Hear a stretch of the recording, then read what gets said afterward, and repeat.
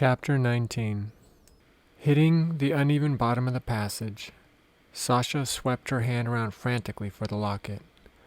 But there were just too many nooks and crannies, and the sea never gave up anything without a fight. Just come back for it, Sasha. Keep your head in the game, she told herself, forcing her mind back to the task at hand. She coasted through the cloudy tunnel, her headlight not doing much except keeping her from hitting the jagged sides. To her surprise, she quickly reached the end and looked up reflexively. Above her, she could make out the water's surface inside a pocket of gray stone. Breaking through, she pulled out her dive knife. It wasn't logical, but it made her feel good. In her years of diving, she had seen too many actual monsters, giant sea creatures, to not do it instinctively. It seemed odd, but the rock shelf she found with her foot almost seemed carved, like steps, but that was ridiculous. Although the temples... As the seawater ran off the polycarbonate visor, Sasha's headlight revealed the top of a short cave. Just another dead end, she thought, disappointment washing over her. Now all she wanted to do was to get her locket back. Turning to re-enter the tunnel, the beam swept over a flat portion of the speckled limestone, and she froze. Handprints, symbols, cave art, Sasha whispered, trailing off as she stared at the pictographs in disbelief. Vibrant ochres, reds, and touches of blues. Animals, some from entirely different continents. Parrots, llamas, bulls, monkeys, jaguars. It was like looking at a primitive analog of LAX, each picture a gate branching into a separate culture. So what or who had brought them all here to Gibraltar, and eventually this secret forbidden cave? With a shaky headlamp, she panned down the wall to where it met the floor. That's when Sasha glimpsed the first body, and to be completely honest, almost shit herself. Thank God I'm wearing a wetsuit, 'cause this is amazing. I have to get back, like now. First, I need to fire that sexy but oblivious Paulo. Won't be needing him anymore. Then, circle the wagons, tighten security, and... Lowering her head to think, she fell silent. Illuminated by her shaky light, a solitary mummy rested next to an undisturbed makeshift altar. This immaculately preserved find, she calculated, was the scene of the last person to die in the cramped cave. Sasha approached it with hurried reverence, sweeping her path with light to ensure she wasn't trampling anything important. Coming around to the mummy's side, she stared at the discovery of a lifetime. Okay, Dr. Dirt's here. The subject is Wait, pause recording. The red light inside her mask vanished as her confused eyes flitted back and forth over the mummy. This couldn't be right. Yes, Gibraltar was one of the main sites for Neanderthal remains. But this person, this female Neanderthal, was dressed in clothing that showcased weaving, carving, and inlay skills. Strangely, however, the quality of craftsmanship was on a level that post-dated her species by at least 10 millennia. The headdress was peppered with what looked like a rainbow of parrot feathers. Those accented a foundation of glossy black plumage. What Sasha guessed were birds of prey or vultures. The headwear sloughed down over the woman's taunt facial skin, the beads and stones hanging from it glinting brightly in the light. She wore a simple tunic, but it was covered with beautiful dye work, the patterns indicating the use of a resist of some sort. Even the negative space in the design was not wasted. Instead, it was used to create the outlines of recognizable animals and plants. And the image of a man, taller than the tiny female stick figure. A father or mate? And then a...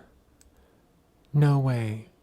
Tell me that's not a saber-tooth with a spear stuck in it. Laughing lightly at the archaic funny pages, she panned towards the feet, revealing collapsed leather boots, the jaguar fur cuffs hanging loosely from decay.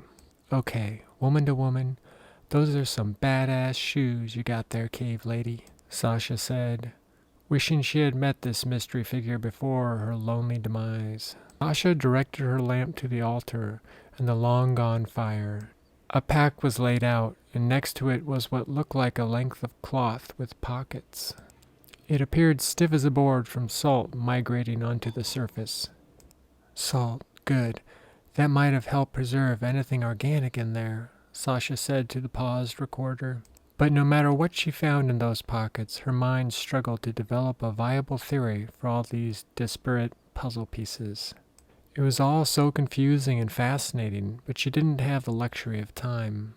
A dwindling air supply was ticking away in the back of her mind. Despite the imminent threat to her well-being, she was reluctant to leave. With a frustrated huff, Sasha gave the space one last scan for anything that might be atmospherically sensitive. Oddly, she noticed a polished, sparkling protrusion on the rough stone wall. And what are you now? She said, making a beeline between the altar and the piles of mummies on the periphery. She touched the oddity, noting how fine the polish was. Instinctively, she gave it a concerted twist, causing it to rumble with an unnatural grinding sound. Curiouser and curiouser. Spot on description there, Alice, Sasha whispered. Then, with a start, she realized the camera was still off. Oh crap, the video. Record already. At her command, the camera sprang back to life. Having regained most of her poise and faculties, Sasha tore her eyes from the shiny object and looked back at the steps. The water created a seal, unaffected by tidal levels, just as she had speculated. Plus, the salt air was antibacterial. The salt buildup in the cave, plus a low oxygen environment created by the fire, provided the perfect setting for desiccation. But none of this explained a precisely manufactured crystal peg embedded in the wall, or why all these people from unconnected cultures had come here to die, presumably by their own hands. Okay, just CSI the scene here, Sasha. This is just archaeology on fast forward. You got this. So, we have a body, not sacrificed by someone else. She swam in here to repeat what came before. Sasha concluded from the pattern of mummy placement and the drag marks leading to another adorned body. But... Still perplexed, a nagging feeling made her look back at the ancient fire pit. A fire. Fire needs fuel and air, right? And the air in here is probably deadly. So how did each of these people breathe long enough to do, well, whatever the hell crazy people do in underwater tombs? She tried again to connect all the maps, the cave, and the collection of high-status mummies. Then it hit her. Each and every map, regardless of who made it, always shared a base set of symbols, one of them being the sun. The sun was light and life for every culture. That means a shaft or a hole, some kind of vent. Easy to find, easy to remove. Thinking she had found the solution, she desperately wanted to pull out the strange crystal peg, to validate her genius on the spot. Still, she knew a rush of fresh air might destroy any sensitive objects in short order due to a pressure differential. But Sasha took her hand off the quartz plug and turned to leave, using all her willpower. Stick to the plan, get out, and... As she walked past the corpse, one last detail glinted at her. The woman's right hand was dyed black, the hard skin glossy as tumbled onyx. The wall, Sasha shouted, her ego satisfied even if the smallest amount. Sure enough, a lone handprint stood out from the other images. It was about the right size and the only one made from the same molasses-colored substance. Unlike the negative space spatter art surrounding it, this one was just a thick, seal-like stamp. It must have been this woman's last declaration, I was here. Out of nowhere, a rare melancholy fell over Sasha like a shadow. She had always followed the rules in academia, playing the game until she had won her independence. In a way, this find was the most giant fuck you imaginable to all her detractors. And although that was a nice thought, something else was nagging at her. What had it been like the very first moment a boot touched down on the moon? Or when any number of firsts had happened, so many in private places such as this? She felt that somehow, right now, she could create her own moon landing moment, a memory just as precious as her locket, but one that could never be lost or stolen. Claim it, Sasha. The world will see this soon enough, and it will all be whisked away off to museums and fought over forever, divided up in boxes, maybe hidden for another lifetime. But you have this one shot between now and telling Danny and PT. One chance to make a connection with the past few have ever known. Connection. The word dropped into Sasha's subconscious, bumping into her heart's desires, insecurities, and inner child. She walked to the wall of final farewells, almost in a trance state. If we're gonna be besties, you and I, we should at least shake hands first, right? She muttered over her shoulder to the lifeless body. Pulling off her wet dive gloves, Sasha raised her dripping arm. In a moment that would make the blood drain from any professional archaeologist, she pressed her damp palm onto the handprint. It felt glorious, decadent, and wrong, just her kind of cocktail. All right, she sighed after lingering long enough. Now back to the real world. Sasha went to pull her hand away, but it stuck to the rock art like flypaper. The ancient mixture had rehydrated, fusing her palm to the stone. When she did manage to break free, a tacky mess of dark, stringy goo stretched between her hand and the now destroyed artifact. Gross! Well, not exactly what I had envisioned, but I guess, Sasha started, deciding if she should collect a sample or just wash it off and head out. Suddenly, she was several feet away from the wall, as if the film of her life had just been cut and spliced. Was she having a stroke? Where did that chunk of time go? Her hand was tingling, her pulse racing. What is happening right now, to me? She whispered into the dive mask, her voice taking on a fuzzy, tactile feel. The floor became rubbery and unstable, as somehow the lumens from her headlamp increased on their own. Another moment vanished, and yet every remaining instant of time was immeasurable. In each lucid moment, Sasha was deathly afraid of falling forward, but not onto the hard stone, somehow through it. Something was on the other side of the material structure, which scared her. A deep well of unknowing, housed in a dark, cold void. Anxiety roiled inside her, producing a sharp stomach cramp. She stared at her blackened palm as it quaked in every direction simultaneously, then looked back at the dripping handprint. What if this was poison? Had the mummy killed herself? Ritualistic euthanasia, using this same strange substance? Sasha initially assumed it had been death by asphyxiation, but now... Oh, man, I fucked up. I fucked up big time. And now I'm gonna die in this fucking monkey hole. That bipedal rat bastard. Reflexively, she clutched her wrist, as if it would shun off the sensation spreading rapidly up her arm. Sasha's headlamp swung wildly for answers as she paced in the cramped space. Antidote. Every poison has an antidote. For a chicken shit quitters, right? She reasoned. What remained of her ego and mind turned her light back to the mummy. The headdress of this long-departed soul was pulsing with prismatic waves of bluish base. Undulating colors rippled off it, crashing into Sasha, coursing through her body. Yeah, she thought abstractly. There's no antidote for all this. Suddenly, a voice came. It wasn't words, it was a soft shh sound. The ocean waves somehow amplified? No, this was air past human lips, and it was coming from behind her? Like a mother soothing a baby. It felt like someone pressing their forehead to the back of her skull.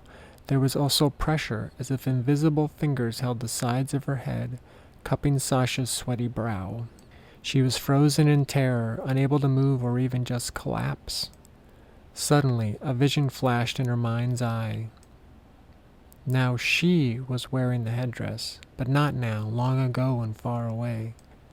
Sasha lost more time as her sensory reference points shifted between the cave and some other ancient foreign place. Now she was on all fours, her sanity coming and going like the murmurations of starlings. Tears and sweat rained down on her visor, fogging it. "Put it on, shh," the voice instructed.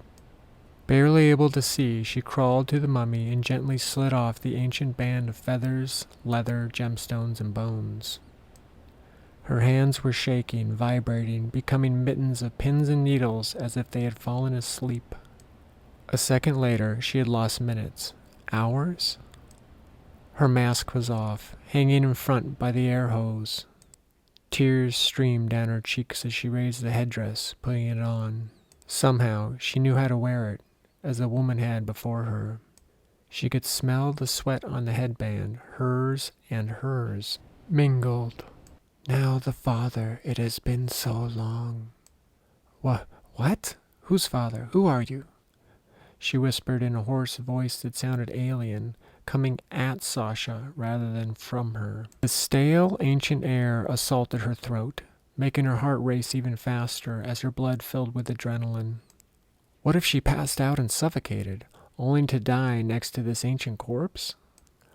Or if the monkey had untied her cord, how would Danny and PT...